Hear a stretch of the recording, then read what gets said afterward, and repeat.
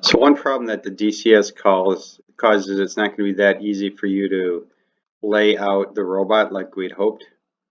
So I'm going to just display the DCS boundaries, and let's look at robot 2 here. See it from above, you see it's kind of in a box.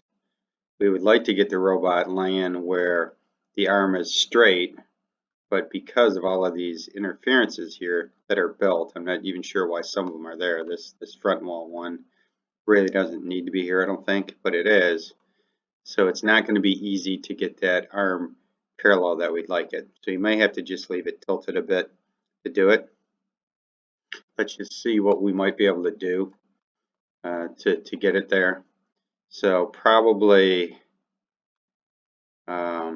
just looking at this layout here, the best you're going to be able to do is something like maybe spinning it around in one direction, like maybe this. Oops, I'm in the wrong robot, forgive me. There we go. So let's get him spun around.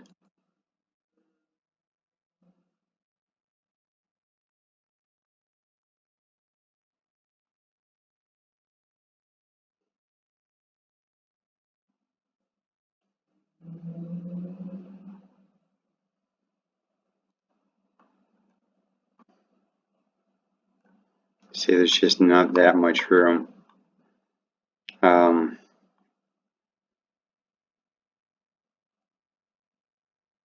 You tilt him back a little, and then put him out. Problem is that's going to be too high off the ground. It's not going to be easy to work with.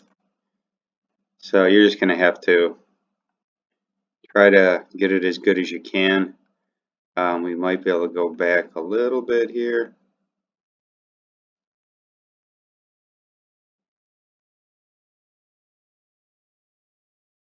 That might not be horrible.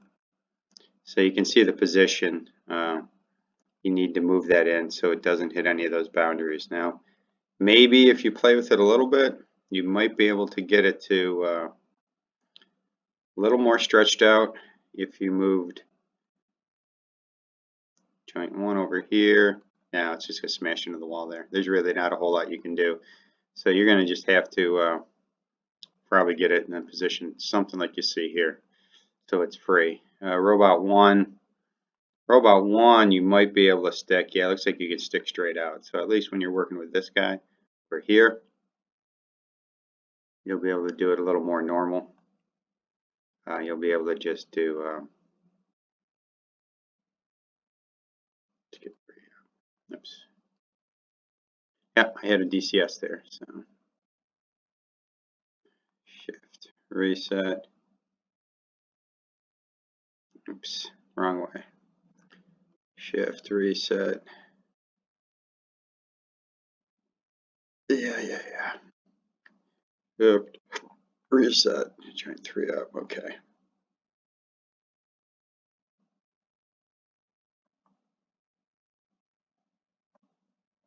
So at least with this guy, you'll be able to stick him out in a nice workable position.